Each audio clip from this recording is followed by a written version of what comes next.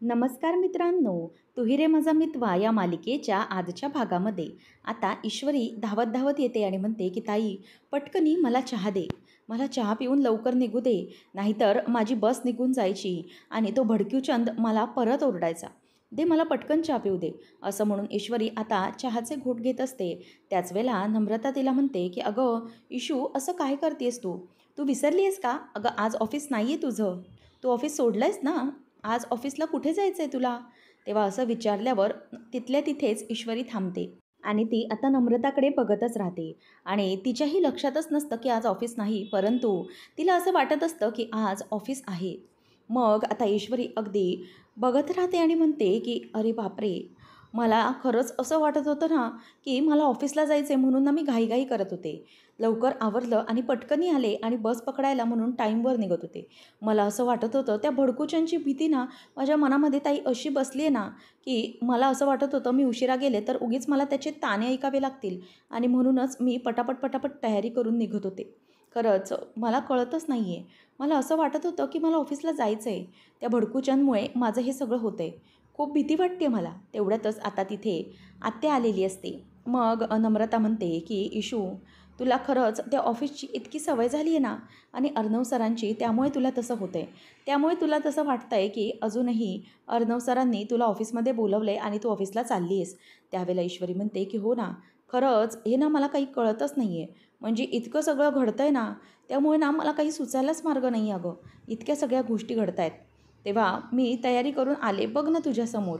लगेच नम्रता म्हणते की हो ईश्वरी, तुला माहिती आहे का की तुला पण त्या ऑफिसची सवय झाली आहे ना, म्हणून हे सगळं कळतं आहे. अगं तुलाही आता या सगळ्या गोष्टींची आदत झाली आहे, असं ती तिला बोलून दाखवते आणि हे सगळं आत्या आता ऐकत असते. नंतर लगेच ईश्वरी म्हणते की हो, तेच तर आहे ना. मला त्यांच्याशी भांडण्याशिवाय चैन नाही पडत आणि त्यांना मला. म्हणूनच तुझं माझं जमेना, तुझ्या वाचून करमेना, असं आमच्या दोघांचं आहे. असं बोलल्यावर लगेच आता आत्या हे ऐकत असते आणि तिला धक्काच बसतो आणि आत्या विचार करते की नाही, हे सगळं असं काही घडायच्या आत मला वहिनीला फोन केला पाहिजे. मला लवकरात लवकर तिच्या हे सगळं कानावर घातलं पाहिजे. नाहीतर दुसरंच काहीतरी घडून बसेल. आता लगेच नम्रता म्हणते की इशू, खरं सांगायला गेलं तर तुला पण अर्णव सरांची खूप आठवण येते ना? खरं म्हणायला गेलं ना, तर तुलाही त्यांची खूप सवय झाली आहे. तुला ऑफिसमध्ये जाण्याची, त्यांच्याशी नोकझोक करण्याची एकदम आदत लागून गेली आहे. त्याशिवाय तुझाही दिवस जात नाही आहे, बरोबर ना? तूही त्यांना मिस करतेसच. ऑफिसला जाऊन या सगळ्या गोष्टी करायचीस म्हणून तुला त्यांची आठवण येते. आणि खरं तर ना आता अर्णव सरांना पण प्रश्नच पडला असेल, की कोणाशी भांडण करायचं, कोणाला बोलायचं, कोणाशी वाद घालायचे, असाही प्रश्न आता त्यांना पडलाच असेल.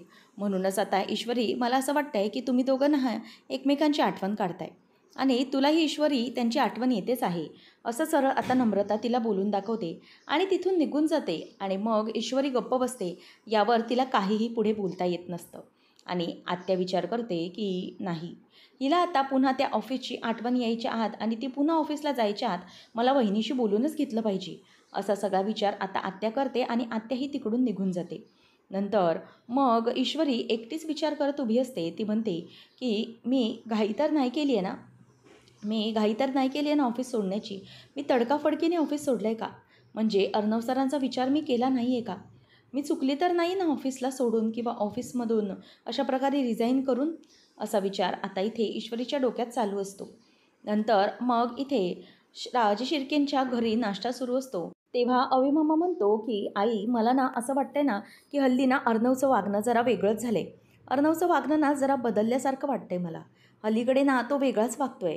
तेव्हा मग आता आई म्हणते की हो, मला त्याच्या वागण्यातल्या या सगळ्या काही वाटा आहेत ना, ते सगळं काही कळतंय बरं बरं का. तो काय वागतोय, त्याच्या मागचं काय कारण आहे, हे सगळं मला माहिती आहे. त्यावेळेला लगेच आता आकाश म्हणतो की आजी, यू आर करेक्ट. कसं आहे ना, तू बरोबर दादाला ओळखतेस. त्याच्या मनात काय आहे हे तुला अगदी योग्य समजतं, हो ना आजी? त्यावेळेला ती म्हणते की हो, अगदी व्यवस्थित समजतं मला अर्णवच्या मनातलं. शिवाय तुझ्या मनात काय चालू आहे ना, ते पण मला चांगलंच समजतंय. सांगू का मी? असं आजी त्याला विचारते. त्यावेळेला तो नाही नाही असं म्हणून गप्प बसतो. आणि त्याच वेळेला आता अविनाश म्हणतो की इन शॉर्ट बघायला गेलं तर सगळं काही व्यवस्थित चालू आहे. थोड्याफार गोष्टी बदलल्या तर सगळं काही व्यवस्थित होईल, असं आता मामा तिथे म्हणत असतो. नंतर मनातल्या मनातच इथे आता वल्लरी म्हणायला लागते की चालू दे. तुमच्या मनात जे काही चालायचं आहे ना ते चालून दे. परंतु एक गोष्ट नक्की की तुमच्या मनात जे काही चाललं आहे ना ते ही वल्लरी पूर्ण होऊ देणार नाही. तुमच्या कोणत्याही इच्छा पूर्ण होणार नाहीत असं मनातच ती बोलते. तर इथे सगळं शलाकाचं काम आटपून राकेश आलेला असतो आणि त्याच्या अंगाला अगदी धूळ वगैरे लागलेली असते. तेवढ्यातच इथे आता ईश्वरी ही त्याला बघते आणि त्याला आवाज देते. परंतु ईश्वरीला इग्नोर करून तो तिथून निघून जातो. ती राकेशजी राकेशजी असा आवाज देत राहते, परंतु तो ऐकत नाही. तो तिथून आतमध्येच निघून जातो. ईश्वरी विचार करते की काय चाललं आहे राकेशजींचं, म्हणजे ते माझ्याशी बोलले का नाहीत असा विचार ईश्वरीच्या डोक्यामध्ये आता येत चाललेला असतो. काय करावं हे तिला काहीही सुचत नाही.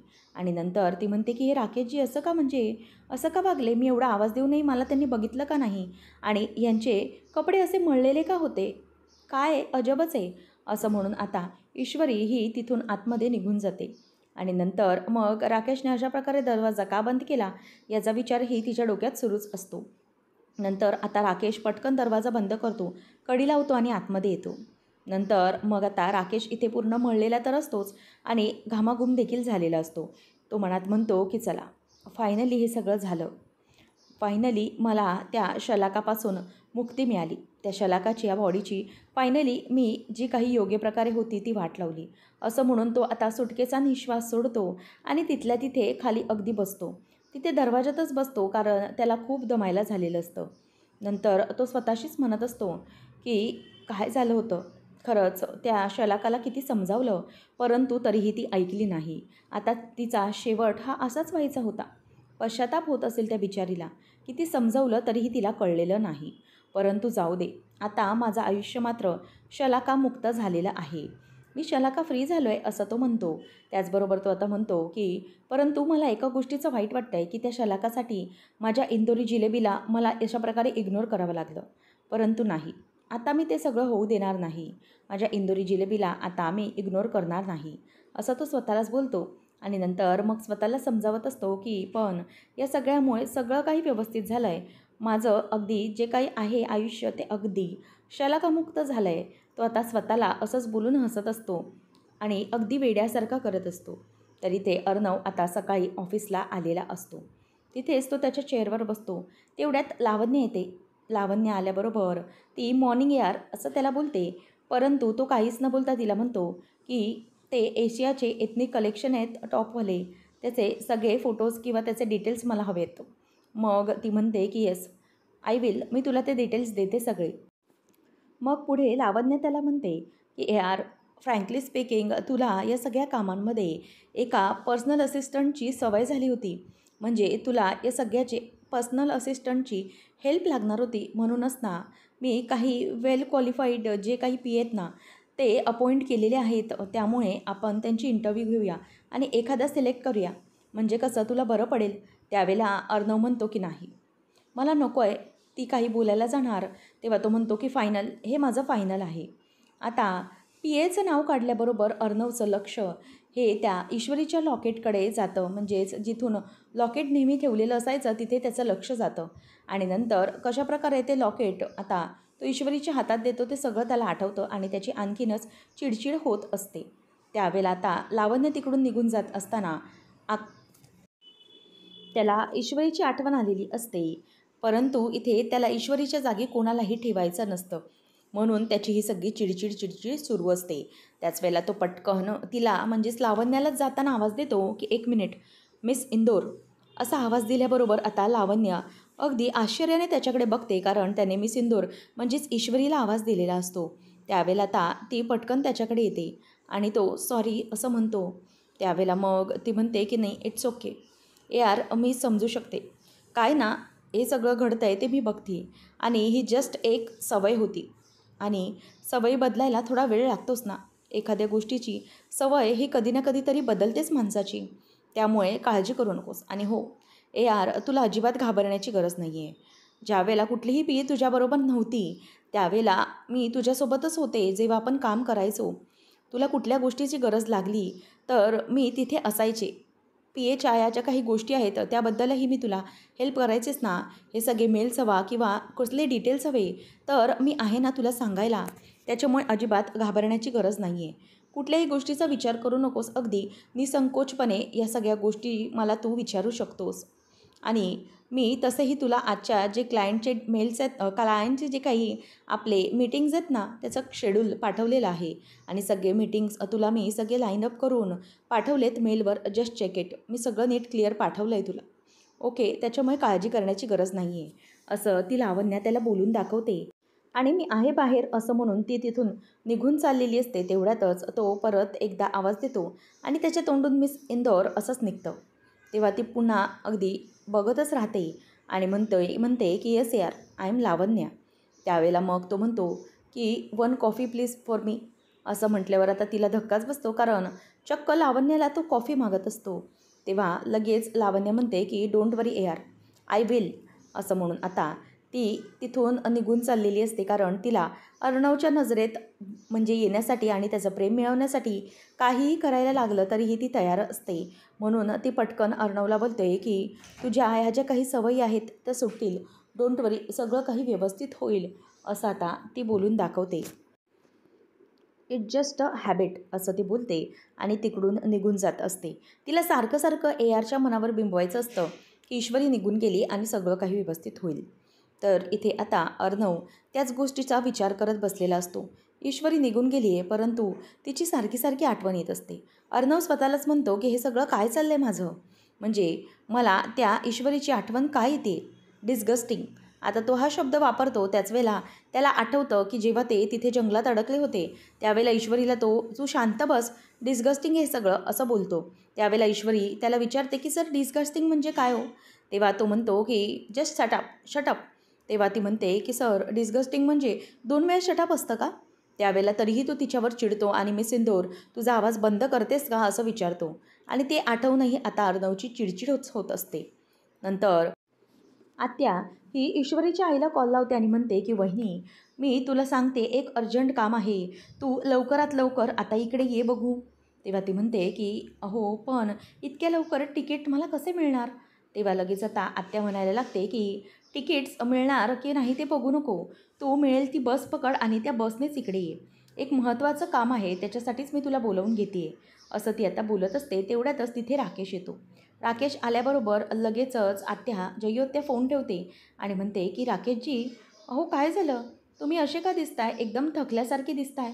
त्यावेळेला मग आता तो म्हणत असतो की हो काय आहे ना आत्या, हो तुम्हाला सांगतो, ह्या आयुष्यामध्ये ना पैसा कमवणं ही खूप सोपी गोष्ट आहे, परंतु पुण्य कमवणं, दानधर्म करणं ही खूप कठीण गोष्ट. तेव्हा आत्या म्हणते की म्हणजे मला समजलं नाही.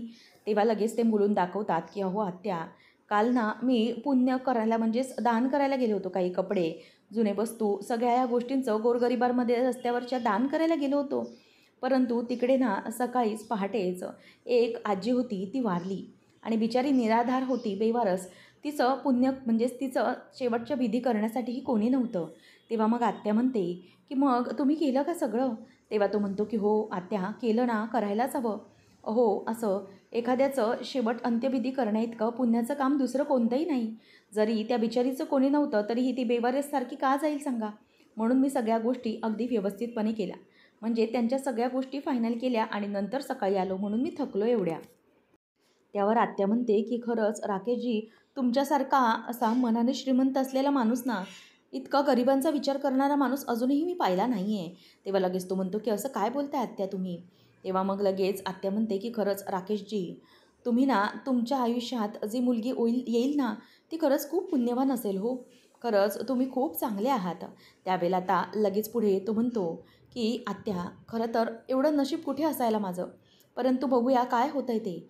त्यावेळेला लगेच ती म्हणते की नाही राकेशजी, मी तुम्हाला सांगते ना, लवकरच तुमच्या आयुष्यात ना काहीतरी चांगलं घडणार आहे.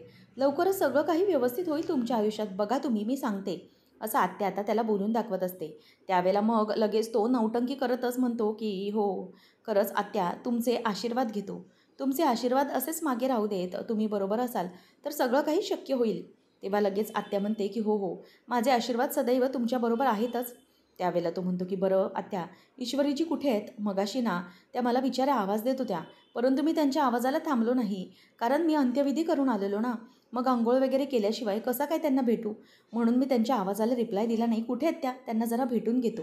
तेव्हा मग ती म्हणते की अहो तिला नाही काही वाटणार आणि ती ना नमूबरोबर भाजी आणायला गेली आहे आणि ती आली ना परत की मी तिला सगळं काही सांगते, काळजी करू नका. तेव्हा मग लगेच राकेश म्हणतो की बरं आपल्या ईश्वरीजींना या त्यांना सांगा हां. त्यावेळेला मग लगेच तो म्हणतो की सॉरी, मी आपल्या ईश्वरी असं म्हणालो तुम्हाला. तेव्हा आत्या म्हणते की अहो काहीच हरकत नाही, तुम्ही आपल्या आहात म्हणून आपल्या म्हणालात ना, काहीच प्रॉब्लेम नाही, मला काहीच वाटलं नाही, काळजी करू नका. तेव्हा मग तो म्हणतो की येतो मी आत्या, असं म्हणून तो तिथून आता निघून जातो.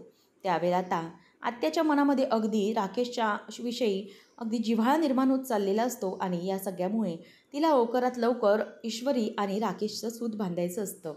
म्हणून लगेच आत्या आता पुन्हा ईश्वरीच्या आईला फोन करते आणि म्हणते की वहिनी तू वाट बघू नको असं, मी तुला सांगते ना, तुला मिळेल ती बस पकडून तू इकडे जरा ये बघू. आणि हो, हे सगळं जे काही चाललं आहे ना ते ईश्वरीसाठी, ईश्वरीच्या आयुष्यात नक्कीच काहीतरी चांगलं घडणार आहे ना, त्यासाठी मी तुला बोलावून घेते, तू लवकर ये, असं आत्या तिला बोलून दाखवते. आणि ईश्वरीची आई विचार करते की नक्की काय घडणार असेल, काय बोलायचं आहे यांना, असा विचार तिच्या डोक्यात सुरू असतो. त्यावेळेला इथे मीटिंग सुरू असते क्लायंटची आणि आता आकाश आणि अर्णव असतात, परंतु लावण्या ही त्या क्लायंटबरोबर बोलत असते आणि त्यांचे जे सगळे काही आउटलेट्स असतात ते बघत असते. लावण्या बोलून दाखवते की सात्विक फॅशनचे जे बेस्ट कलेक्शन असतील ना, त्याच्यापैकी हे बेस्ट कलेक्शन्स आहेत आणि हे सगळं व्यवस्थित झालं पाहिजे, शिवाय 15 दिवसांमध्ये हे फायनलाईज करायचं आहे, असं लावण्या सगळ्यांना सांगत असते. आणि तेवढ्यातच या मीटिंगचे जे काही शेड्यूल आहे ते कुठे आहे, असं सगळं आता अर्णव विचारतो. त्याच वेळेला पटकन तिथून ईश्वरी धावत येते आणि ईश्वरी म्हणते की सर हे बघा, हे पेपर्स या सगळ्याचे शेड्यूल ना मी तयार करून ठेवलेले आहे. त्याच वेळेला आता लगेच ते बघितल्यानंतर अर्णव म्हणतो की हे काय टाईम आहे का मिस इंदोर, अहो इथे मीटिंग चालू झाली आहे आणि तू मला हे सगळं आणून दिलं आहेस, काय आहे सगळं मिस इंदोर, टाईमचं काही लिमिट आहे की नाही. तेवढ्यातच आता सगळ्यांच्या लक्षात आलेलं असतं की अर्णव उगीचच विचित्र बडबडतोय आणि तिथे ईश्वरी नसतेच. मग आकाश उठतो आणि म्हणतो की दादा, अरे काय झालं आहे. तेवढ्यातच आता तो म्हणतो की बघ नाही मिस इंदोर, अजिबात एथिक्स नाही आहेत, असं म्हणून तो पटकन बाजूला बघतो. तेवढ्यातच तिथे ईश्वरी नसते आणि मग ईश्वरी नसते त्यावेळेला अर्णव देखील त्याच्याकडे धक्क्याने बघत राहतो. इथे सगळ्यांना बाकीच्यांना वाटत असतं की याचं नेमकं काय सुरू आहे, परंतु अर्णव त्याला बघतच बसतो आणि नंतर लावण्या ही त्या माणसांबरोबर मीटिंग फिक्स करते, सगळं शेड्यूल फिक्स करते आणि म्हणते की हे बघा, हे सगळे जे काही आहे आपलं काम फायनलाईज झालंच पाहिजे. आणि मग ते जे क्लायंट्स असतात ते निघून जातात आणि लावण्या विचार करते की हे सगळं काय चालू आहे आणि तिची चिडचिड होत असते. ती पुढे आता अर्णवला काहीच बोलत नाही, कारण सारखी सारखी त्याला ईश्वरीची आठवण येते, याच्यामुळे तिची चिडचिड होत असते आणि मग ती तिथून ऑफिसमधून निघून जाते. त्यावेळेला आता आकाशही तिथून निघत असतो. तो दादा असा आवाज देतो, परंतु तरीही अर्णव काही रिॲक्ट करत नाही. तो परत एकदा मोठ्याने दादा असा आवाज देतो. नंतर मग तो त्याला म्हणतो की मी समजू शकतो, असं बोलून तो तिकडून आता निघून जातो. आणि त्याच वेळेला अर्णव विचार करतो की जर हे बाकीचे सगळे मला समजू शकत आहेत, तर मीच स्वतःच्या मनाला समजू शकत नाही आहे का. नेमकं हे सगळं काय चालू आहे. ती मिस इंदोर सारखी सारखी का समोर दिसते, आता समोर दिसली, मला सरळ भासच झाला तिचा. मगाशी तर तिची आठवण येत होती, हे नेमकं काय आहे आणि मला तिची आठवण कशाला येते. जर मला तिची आठवण येते तर ती आठवण काढते का, असा विचार आता त्याच्या मनामध्ये येत असतो आणि त्याची ही चिडचिड सुरूच असते.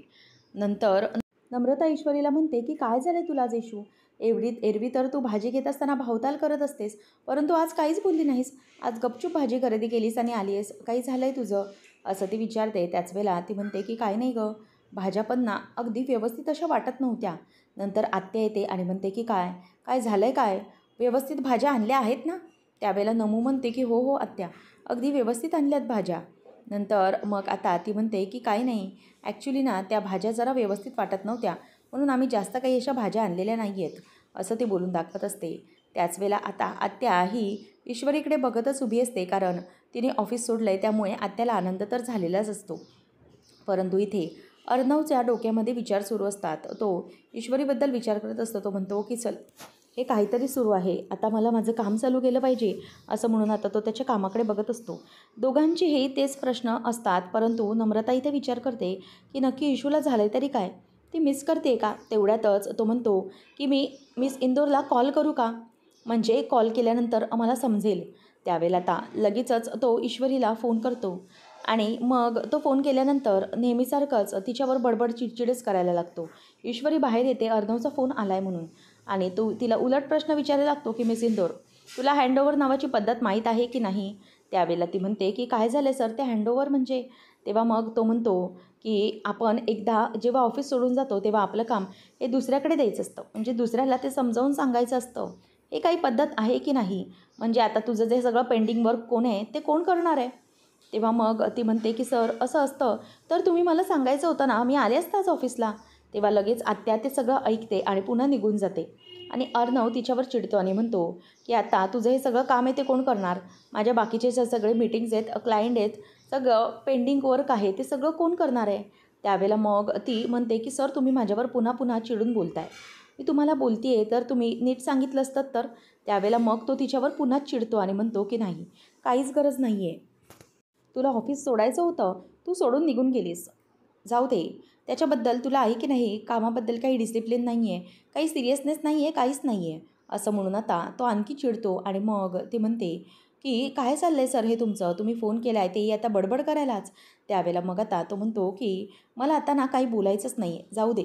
आणि तीही तेच बोलते की हो मलाही हौस नाही आहे काही भांडायची. असं म्हणून आता दोघंही फोन ठेवून देतात. त्यावेळेला विचार करत असते की हे काय घडलं आहे सगळं. ते माझ्याशी बोलले, परंतु मीही जरा जास्तच बोलले का? मी पण जरा जास्तच त्यांच्यावर चिडले का? त्यावेळेला मग आता अर्णव म्हणत असतो की हे काय चाललं आहे काय सगळं? म्हणजे मी तिच्याशी भांडण्यासाठी फोन केलाच नव्हता. बोलायचं होतं फक्त मला, परंतु मी तरी तिच्याशी भांडलो आहे. काय केलं आहे मी? असं स्वतःलाच तो बोलतो. नंतर ईश्वरी म्हणते की खरंच माझं आहे ना, मला काही कळत नाही आहे. मी पण ना आता दिवसेदिवस लेडी भडकूचंदच होत चालली आहे.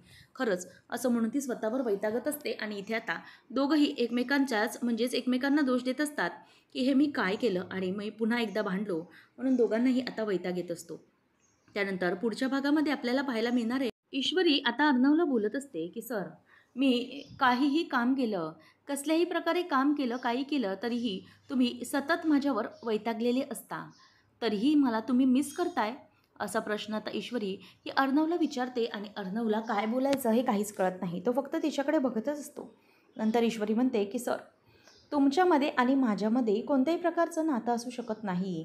तुमच्यामध्ये आणि माझ्यामध्ये साधी मैत्री देखील होऊ शकत नाही.